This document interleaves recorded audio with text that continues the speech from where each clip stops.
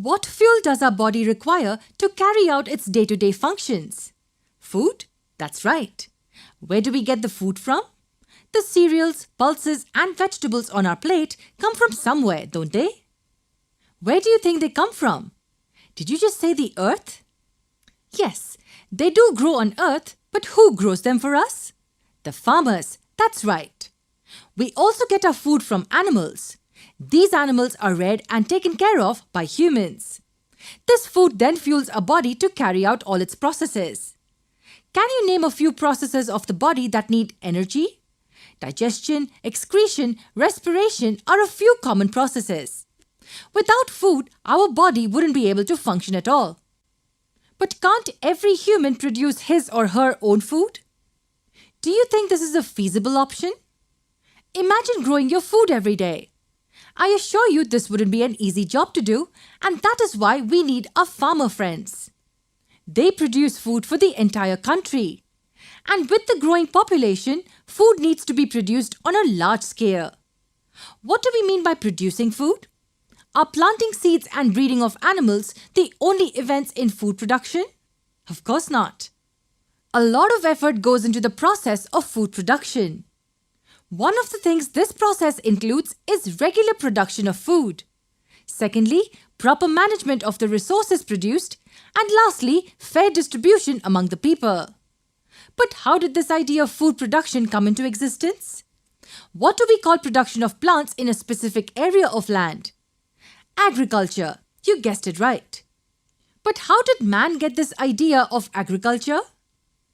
Man was nomadic for many years. Survival was mainly dependent on fruits, roots, and hunting of animals for food. Eventually, man learned the culture of cultivation. Man learned agriculture by observing nature.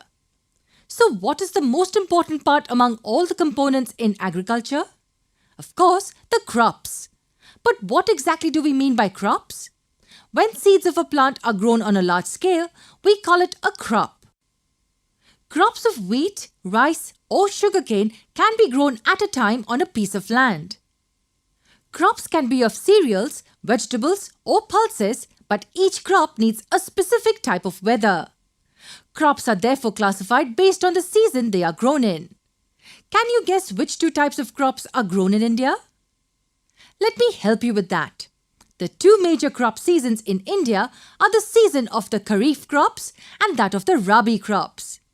What is the difference between the two? The former are sown in the rainy season, while the latter are sown in the winter season. Rainy season in India spans from June to September. Crops grown in this period are paddy, maize, soybean, which require moisture and a large quantity of water. When does India have winter? Winter months in India begin with the month of November, extending till the month of February.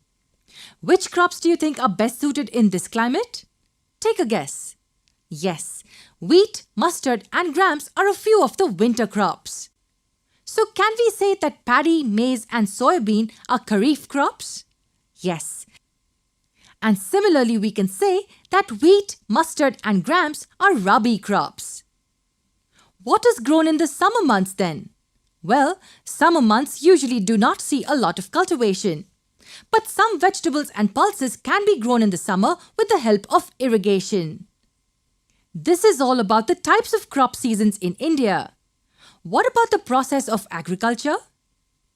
What are the agricultural practices undertaken by farmers? We will learn about these in our next lesson.